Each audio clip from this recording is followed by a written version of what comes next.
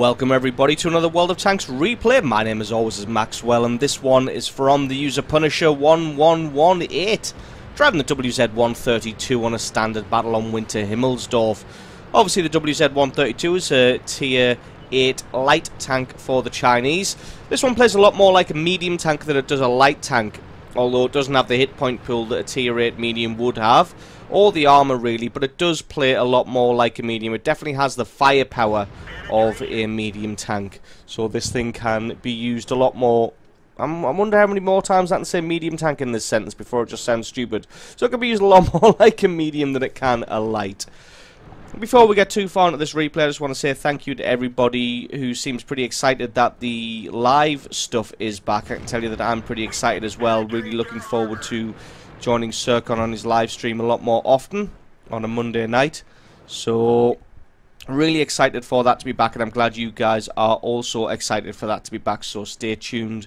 I'll put a little video up on a Monday afternoon or evening, just letting everybody know when I'm going live on his channel, and you can just probably click on a link to go straight there. It's a lot easier for you guys who just want to follow me on YouTube, and then you can get a little video every time I go live. Wow, ammo racked with the first hit he takes in the game. Very, very unlucky there from Punisher. Nothing you can really do about that. You just have to take it on the chin and carry on going. So yeah, I will also be announcing on Twitter every time that I go live on Twitch. So if you want to stay completely up to date, your best bet is to follow me on Twitter.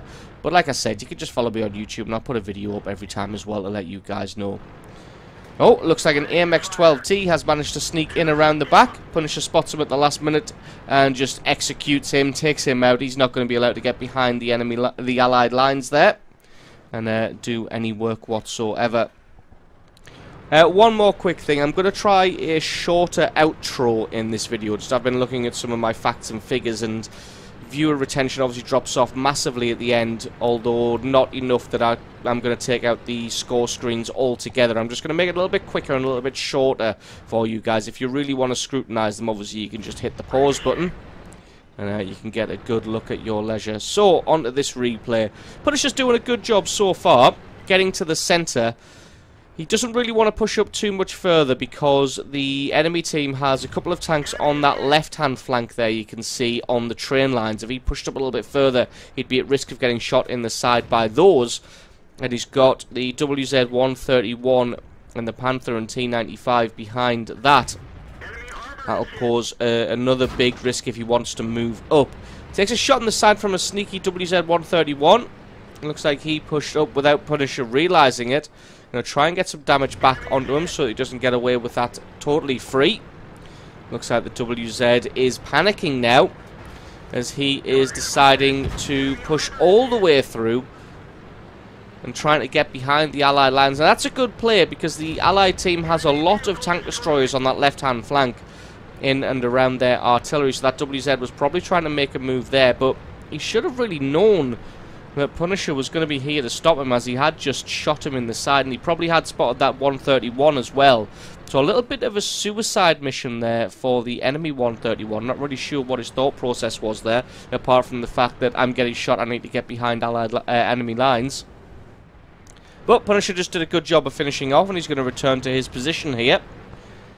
Light tank in this position really just wants to keep tabs on the enemy and try and punish anybody who comes forward by spotting them, keeping them spotted, and maybe laying damage down onto them as well. And from this position, obviously, you can also hit the hill. Looks like the Allied team has pushed all the way along the number 8, 7 and 8 line there, and is in and amongst the enemy. And this is the perfect time for a light tank to strike, when all of the enemy heavy tanks are engaged with other tanks. As you can see, finds an ST1, gets a great shot through his underbelly to pick up kill number 3 now. He's going to come around the corner and try and do some work on this IS-3 as well. And like I said, once the enemy team is engaged with your allies, and they are concentrating more on your heavy tanks and medium tanks, you can generally get in and up close to them and land some shots for some free damage without them really being able to or wanting to pay you too much attention. Crashes into a wall there and takes a shot in the back of the head by somebody. I think that may have been from the IS-6, I'm not too sure. You can probably see in the post screen who the dirty team damager was. The Panther gets taken out.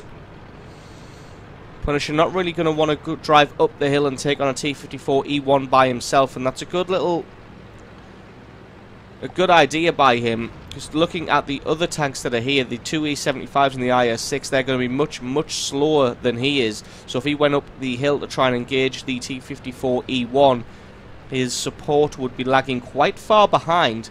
And not just that, the T-54E1 is not going to be dumb. He's not just going to sit around that corner. He's definitely going to move. The one thing you need to practice at in this game is predicting the enemy movement and predicting where they are going to be. Just having a look to the left to make sure he's not going to get assaulted by anybody as he comes around here.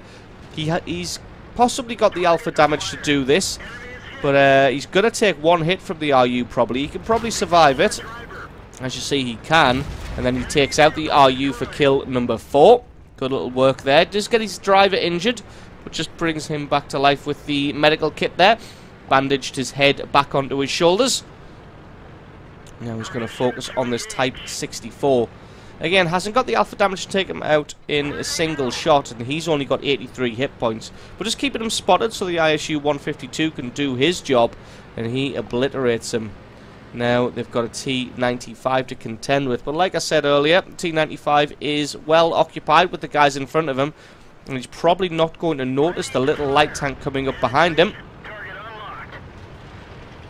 And indeed he doesn't. Not that he could really do anything about it, because the T-95 traverses very, very slowly indeed.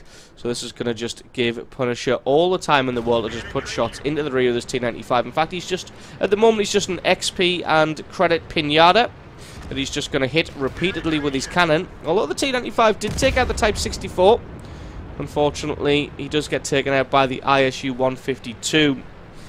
And that little maneuver there, the T-95 taking out the Type 64 and the KV-4 taking out the IS-6, actually evens this game up nicely. Allies are winning by 1, but one of those is an artillery piece, and that is getting chased down by the T-54E1 at the moment. And there we go. He is gone. With the amount of time that T-54E1 was chasing the Lorraine, I would have thought that he's probably going to be fully loaded now. Well, 1 shell out of the container, so he's probably got 3 shells left. He may have used this opportunity to reload his gun, though. Punisher trying to play this one carefully. KV-4 being smart, he's backed off and angled his armor excellently. And Punisher's not really going to be able to get anything through that front plate. Not sure he knows exactly where to shoot a KV-4. You want to go for that commander's hatch or the lower plate. Well, it's not really a commander's hatch. It's more of an extra turret on top of the original turret. T-54E1 dueling with the ISU now. And this is going to allow Punisher just to come in and mop him up. Going to see if he can get the kill on him for kill number 5. Is he going to reload in time? He does indeed. Gets him. Now it's just left for the KV-4. And like I was saying, if you've got a decent enough penetration gun, and with premium ammunition at 244mm of penetration, that is more than enough. You want to go for the little turret on top of the KV-4's main turret, or you want to fire directly into the lower plate of the KV-4, and that's going to be able to do the work that you need it to.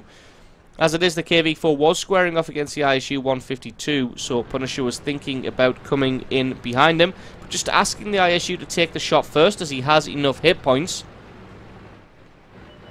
But as you can see, the KV-4's decided to come back to the base, so just going to sit and wait.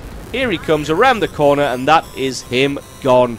So that is the victory. A well-played game there by Punisher. 1118, picking himself up 5,500 points of damage, 6 kills, a well-deserved Top Gun medal, and a well-deserved victory from him. Using the map to his advantage, playing carefully enough at the start, but still being in a good, advantageous light tank position.